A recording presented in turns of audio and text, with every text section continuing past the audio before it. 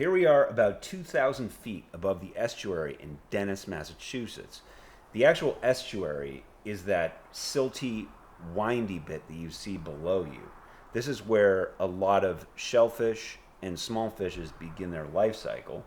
The facility below you is the Aquaculture Research Corporation, where you'll find some of the world's preeminent experts in all things shellfish. While the results might not be kosher, they certainly are delicious. This is where millions of oysters get their start, including such legends as the Wellfleet oyster and the Chatham.